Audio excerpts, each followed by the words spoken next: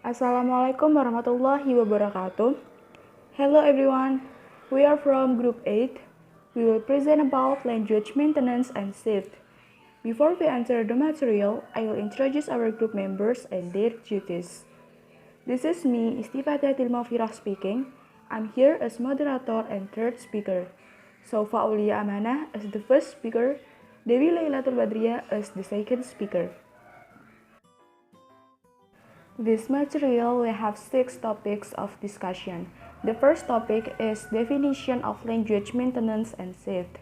The second topic is language shift in different communities to be delivered by Sofa Ulia Amanah. The third topic is language death and language loss. The fourth topic is factors contributing to language shift to be delivered by Dewi Lailatul Badriah. The fifth topic is how can minority language be maintained? And the last topic is language revival, to be delivered by me, Istifatihatil Malfirah. Well, let us now enter into the first and second discussion that will be delivered by our first speaker.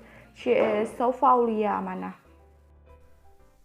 The first material is about definition of language maintenance and shift in general. Language maintenance denotes the continuing use of language in the face of competition from regionally and socially powerful language. And it can be something refers to situation when members of community attempt to keep the language they have always used. From the definition, we can conclude with our self-perspective that simply put, language maintenance, or in Indonesian is pemertahanan bahasa, is an effort to maintain a continuity of a language so that it can continue to be used in society. Nah, suatu kegiatan di mana kita bisa mempertahankan bahasa yang sudah ada agar bisa terus digunakan dalam suatu lingkup masyarakat merupakan salah satu faktor penting pemertahanan sebuah bahasa dengan adanya loyalitas masyarakat pendukungnya. Karena dengan loyalitas itu, pendukung suatu bahasa akan tetap mentransmisikan bahasanya dari generasi ke generasi. Tetapi language is something grow. Bahasa itu akan terus tumbuh dan berkembang seiring dengan perkembangan zaman. So, that's why language maintenance selalu dikaitkan dengan language shift. So, what is language shift? Language shift denotes the replacement of one language by another as the primary means of and socialization within the community. And we make it more easy. Language shift atau pergeseran bahasa is a process of changing a language become the other language until the first or the origin language being erased from the new one language. It happens because some reasons. The reasons can be there is a contact with another language, or maybe there is an immigration situation and it takes a long time for the language shift to occur. Bahasa yang asli atau lama atau biasa kita sebut bahasa ibu akan tergantikan dengan bahasa yang baru karena adanya beberapa sebab seperti adanya kontak dengan bahasa lain atau adanya situasi imigrasi. Nah, kasus-kasus pergeseran bahasa hampir seluruhnya terjadi melalui alih generasi atau intergenerasi. Maksudnya di sini adalah pergeseran bahasa memerlukan waktu lebih dari satu generasi. And the next material is about language shift in different communities. Language shift in different communities divide into three. There are migrant minorities, non-migrant communities, and migrant majorities. The first is migrant minorities. People usually switch rapidly from phrase to phrase. For instance, reactions to code switching style are negative in many communities, despite the fact that proficiency in intrasentential code switching requires good control of both codes. In other words, language shift will occur when one or a group of speakers move to another place that use another language and mix with them. Like it or not, immigrants or group of migrants must adjust to living off their own language and then using the language of the local population. Nah, apabila satu kelompok baru datang ke tempat lain dan mencampur dengan kelompok setempat, maka akan terjadilah pergeseran bahasa atau language shift. Kelompok pendatang ini akan melupakan sebagian bahasanya dan terpaksa memperoleh bahasa setempat. Alasannya yaitu karena kelompok pendatang ini mesti menyesuaikan diri dengan situasi baru tempat mereka berada. Akhirnya, kelompok pendatang ini akan menggunakan dua bahasa, yaitu bahasa ibunya dan bahasa daerah setempat. Contohnya adalah Chinese people in Surabaya are bilingual and even multilingual. Besides mastering their mother tongue, they also master Indonesian and Japanese. But dalam kehidupan sosial sehari-hari, masyarakat etnis Tionghoa lebih memilih meninggalkan bahasa ibunya dan beralih menggunakan bahasa Jawa dan juga bahasa Indonesia. The second is non-migrant communities. Language shift is not always the result of migration. Nah, pergeseran bahasa tidak selalu merupakan hasil migrasi. Perubahan politik, ekonomi, dan sosial dapat terjadi dalam suatu komunitas, dan ini dapat mengakibatkan perubahan bahasa juga. Jadi, perubahan bahasa tidak mesti karena adanya kegiatan imigrasi. Contohnya seperti di Jakarta, seharusnya warga Jakarta kan menggunakan bahasa Betawi sebagai bahasa ibu mereka. Tetapi karena beberapa faktor, banyak warga Jakarta, khususnya anak mudanya, menggunakan bahasa gaul. Seperti contohnya pada penggunaan kata aku kamu, yang seharusnya bahasa Betawinya adalah aye dan ente. Namun sekarang sudah banyak yang menggunakan lo gue, bahkan sekarang lo gue sudah dikenal sebagai bahasa anak Jakarta. The third is migrant majorities. When language shift occurs, it is always shift towards the language of the domain powerful group. Nah, sekelompok besar penutur bahasa berimigrasi membanjiri sebuah wilayah terkecil dengan sedikit penduduk sehingga menyebabkan penduduk setempat terpecah dan bahasanya tergeser. Contohnya seperti banyak orang Madura berimigrasi atau berpindah ke Surabaya nih dengan tujuan untuk mencari pekerjaan. Salah satu daerah di Surabaya yang mayoritas orang Madura adalah Perak.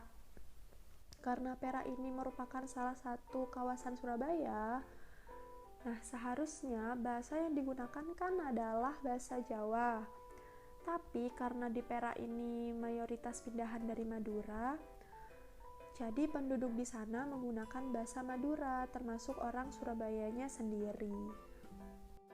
Well, let us now enter into the third and fourth discussion, which will be delivered by our second speaker.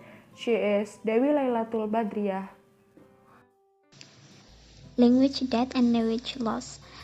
Death of language and loss of language becomes the last step of language shift. When everyone who speaks a language dies, it dies with them. Language loss can occur at two levels, personal level or family level. It's meant that kematian bahasa atau hilangnya bahasa menjadi langkah terakhir dari pergeseran bahasa. Ketika semua orang yang berbicara suatu bahasa itu mati, maka bahasa tersebut juga mati bersama mereka.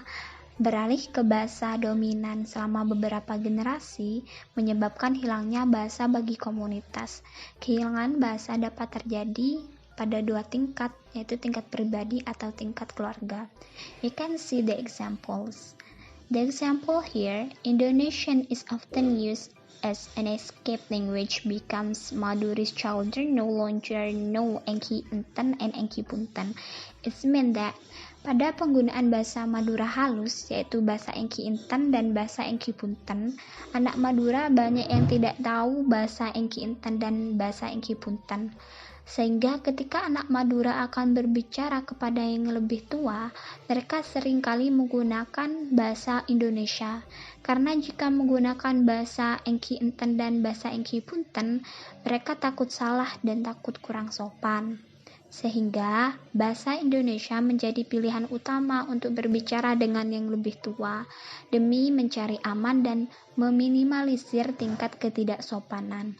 Dari hal kecil ini dapat mengakibatkan hilangnya bahasa Madura, karena bahasa Indonesia sering dijadikan sebagai bahasa pelarian. Factor affecting language shift. There are some factors here. The first, demographic factor. The second, attitude or value factors. The third, economic factor. And the fourth, political and social factor. The first is demographic factor. It is a factor playing a role in the process of language shift in which there is a community of language moving to a region whose a language is different from another language. This presents a tendency to shift toward new language. Its main demographic factor yaitu proses pergeseran bahasa, di mana terdapat komunitas bahasa yang berpindah ke suatu daerah yang bahasanya berbeda dengan bahasa lain, sehingga ada kecenderungan untuk bergeser ke arah bahasa baru. Example, my friend moved from Ciamis to Sampang, Madura. Yaitu teman saya pindah dari Ciamis ke Sampang, Madura. Di situ teman saya itu lahir dari Ciamis dan bahasa ibunya yaitu bahasa Sunda. Sedangkan di Ciamis dia menggunakan bahasa Sunda sebagai bahasa sehari-hari. Tetapi dia pindah dari Ciamis ke Sampang, Madura. Saat masih awal di Madura, dia menggunakan bahasa Indonesia yang merupakan bahasa nasional, sehingga memudahkannya berkomunikasi dengan tetangga, teman sekolah, dan tentunya dengan saya. Namun, lama-kelamaan, ia mulai belajar bahasa Madura, sehingga dia bisa menggunakan bahasa Madura untuk berkomunikasi dengan orang-orang di sekitarnya, termasuk orang tuanya. The second is attitude and value factors. It is positive attitude support effort to use the minority language in a variety of domains, and this help people resist the pressure from the majority group to switch their language.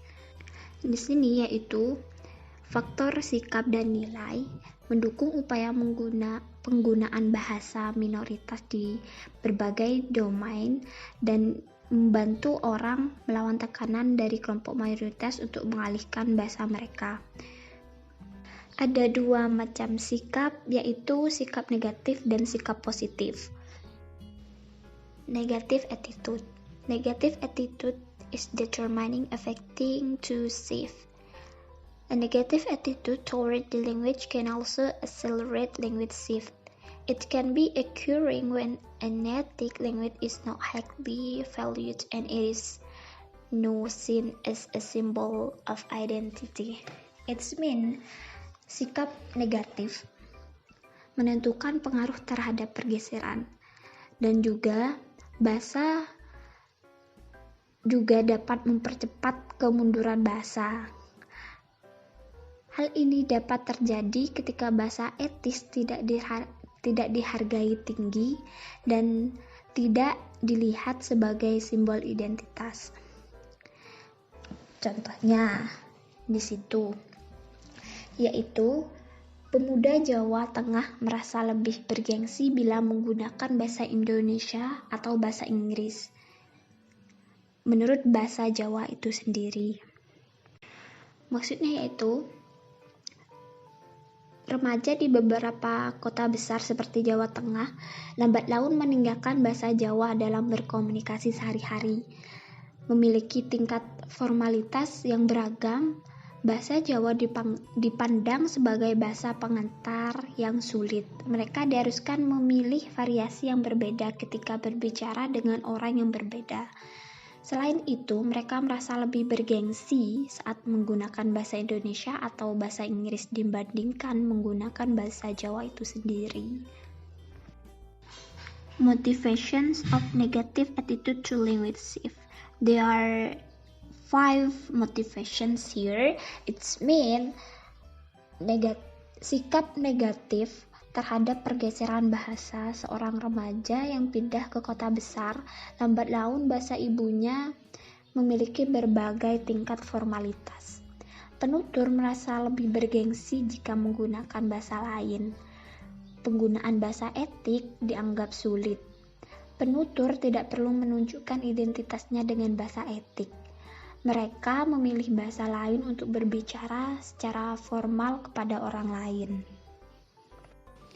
Positive attitude. Positive attitude is factors to language maintenance. Positive might support effects to use the majority language and variety of domains, and also help people resist to pressure from the majority group to switch to the language, according Holmes 1992. Di sini sikap positif adalah faktor pemeliharaan bahasa. Sikap positif mendukung efek untuk menggunakan bahasa minoritas dan variasi domain, dan juga membantu orang menahan tekanan dari kelompok mayoritas untuk beralih ke bahasa lain, ke bahasa mereka. The positive attitudes needed to maintain a language include language loyalty, kesetiaan pada bahasa ibunya, language pride, kebanggaan pada bahasa ibunya, and awareness of the norm, kesadaran adanya norma bahasa. There are 2 examples here. The first, pemeliharaan bahasa Prancis di Kanada dan juga di AS. Yang kedua, sebagian besar imigran Yunani ke negara lain. Maksud dari contoh yang pertama yaitu pemeliharaan bahasa Prancis di Kanada maupun di Amerika Serikat, yaitu secara internasional berkontribusi pada sikap positif sebagai status nasional, sehingga bahasa mereka menjadi kehormatan nasional.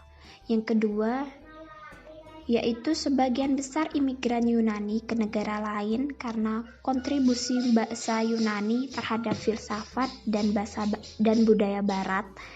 Maka hal ini membantu mereka untuk menolak bahasa mereka dari bahasa lain. The third is economic factors.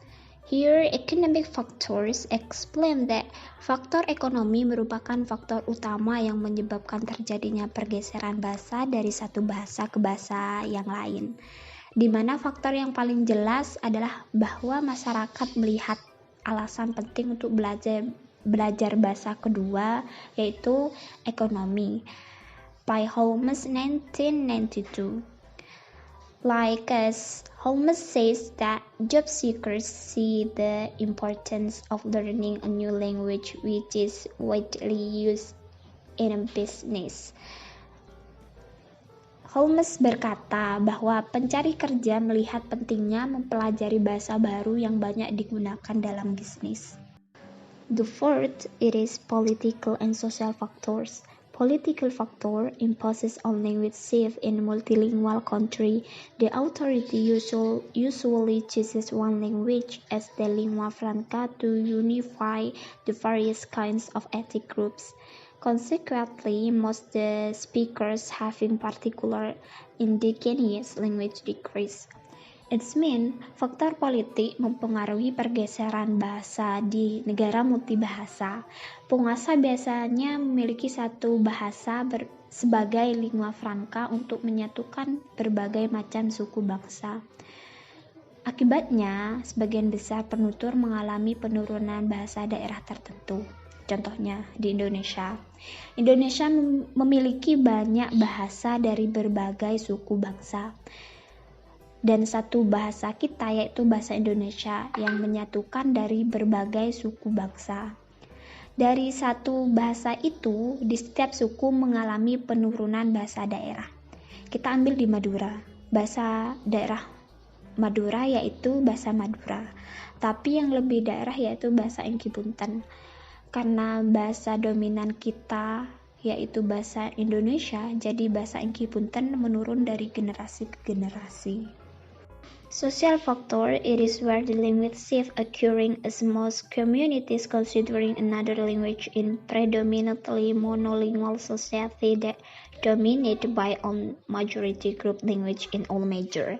It's mean faktor sosial, yaitu di mana terjadi pergeseran bahasa karena sebagian besar masyarakat mempertimbangkan bahasa lain dalam masyarakat yang didominasi bahasa monolingual. Dan itu terjadi secara bahasa kelompok.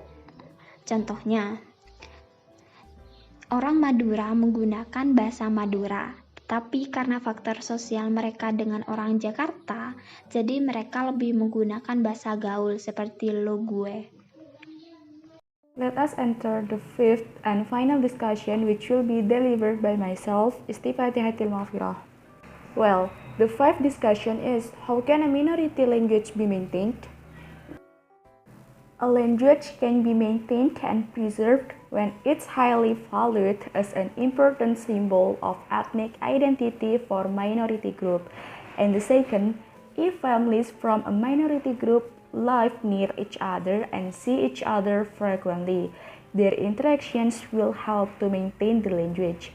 And the third, for immigrant individuals from a minority group, the degree and frequency of contact with the homeland can contribute to language maintenance. And the fourth, intermarriage within the same minority group is helpful to maintain the native language.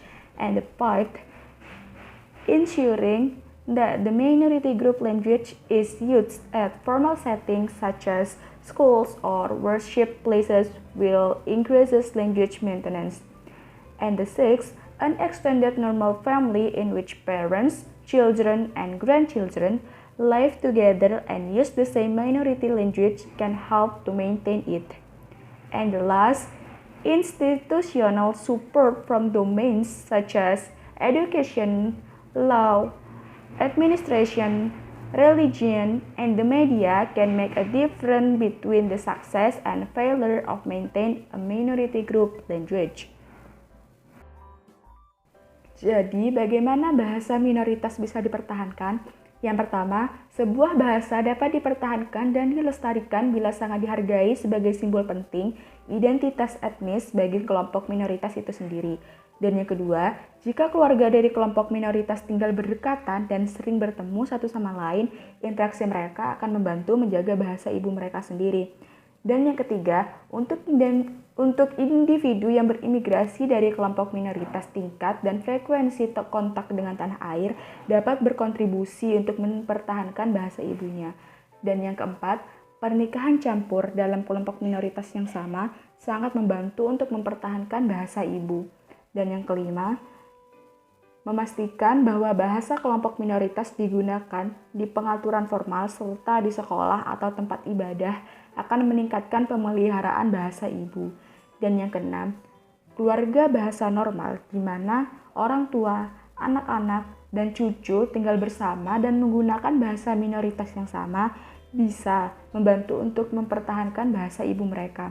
Dan yang terakhir, dukungan institusional dari domain serta di pendidikan, hukum, administrasi, agama, dan media dapat membuat perbedaan antara berhasil atau tidaknya mempertahankan bahasa kelompok minoritas.